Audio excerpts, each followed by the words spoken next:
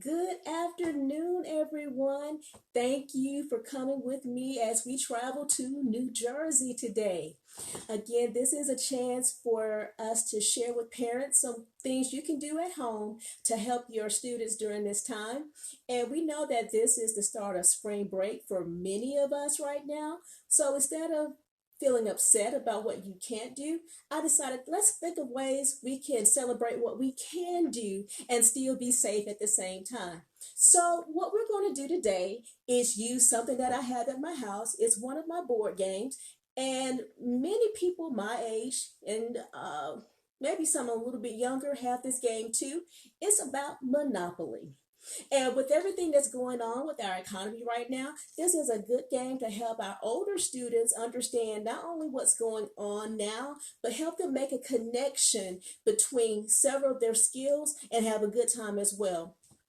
For those of you who've never played Monopoly, the purpose of the game is to be the person through collecting rent on your property to have the most money at the end of the game.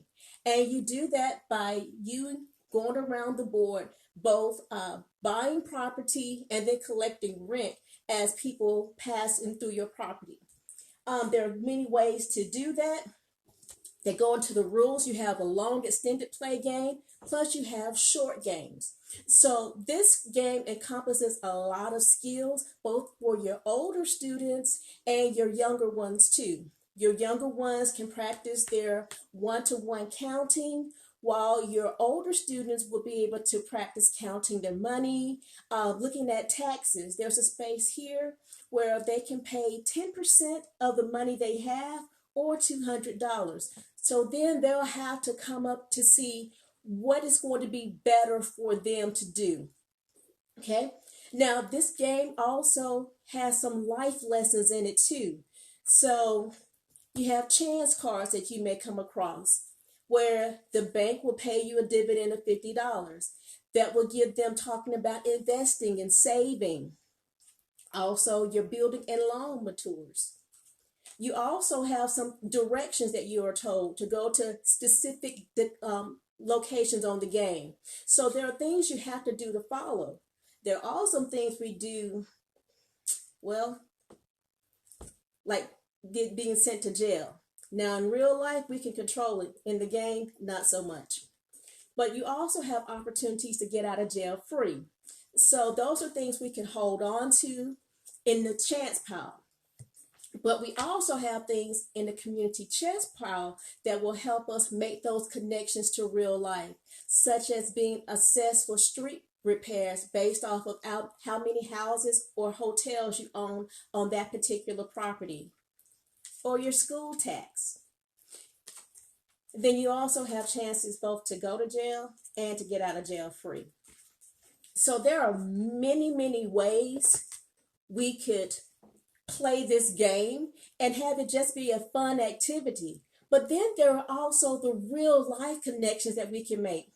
Like, we can go into this website to see what the properties look like in real life. So whereas we start off with Mediterranean Garden, we can go to this website and then I'll add the link to it up under this post once I post it, where you can actually see what the properties look like now. So this is Mediterranean Avenue. So let me get this a little bit closer for you.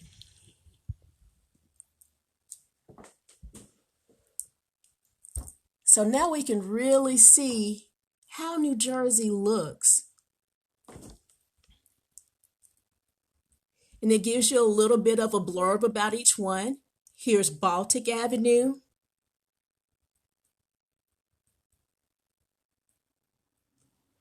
Oriental Avenue.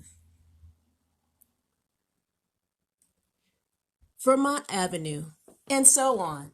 So this gives us a chance to take a field trip from the comforts of our own homes. Also, this is going to give our older students a chance to put into play some of those things we've learned about in economics. Things such as inflation. Would somebody still be able to buy a house on Vermont Avenue with the rent being $6? So they can also talk about, let's see, some of those reasons that contributed for the rise in housing costs. So these would be some extensions that you and your students could do at home.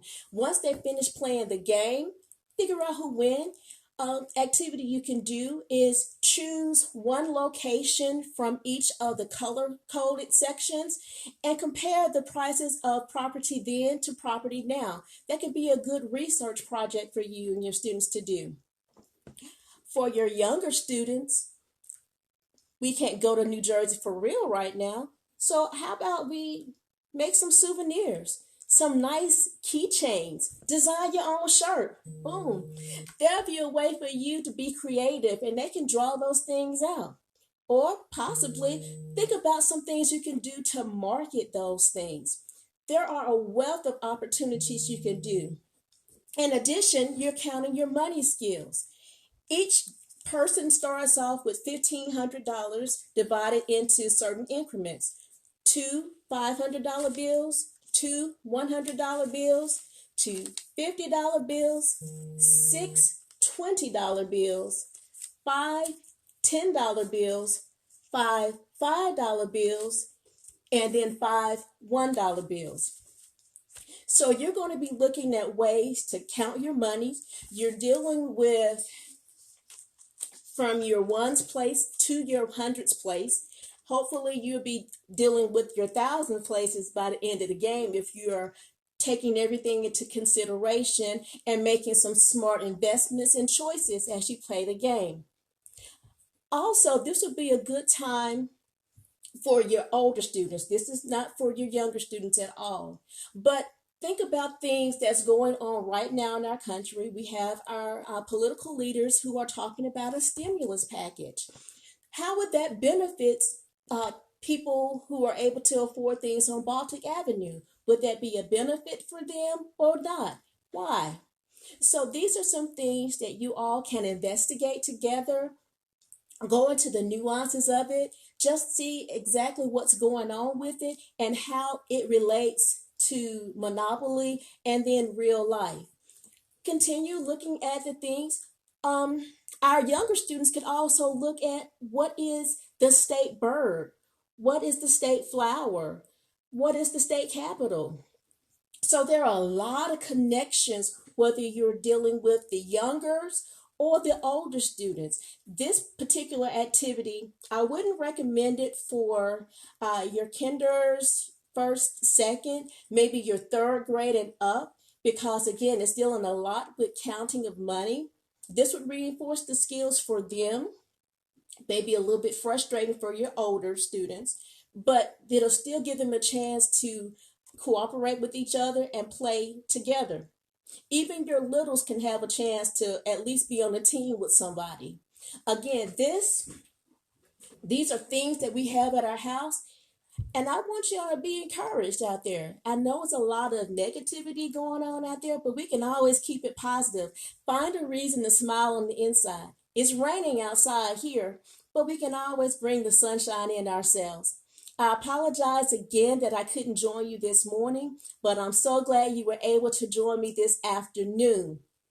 Feel free to join me tomorrow. Hopefully, we'll be right on time tomorrow at 9 o'clock. For tomorrow, go ahead and look at the graph that I uploaded as well as the coordinate points because you'll need that when we go camping tomorrow. You won't need any bug spray. You won't need any hiking boots. You're just going to need your creativity. Again, it's all about using what we have at home. Don't take any risk of going outside right now, ladies and gentlemen, especially when you're taking care of our young babies and our elders. So if you have any questions, please feel free to contact me at any time. If you have other board games you would like me to talk about, or you can't figure out how to connect that board game to the learning in the classroom, feel free to contact me. My email address is teacherfoster@gmail.com. I'm Dr. Foster, and I'm happy to do my part to help you in fostering the future. I look forward to seeing you next time. And if you happen to play Monopoly, let me know who is. See you next time. Have a good day. Stay safe. Bye-bye.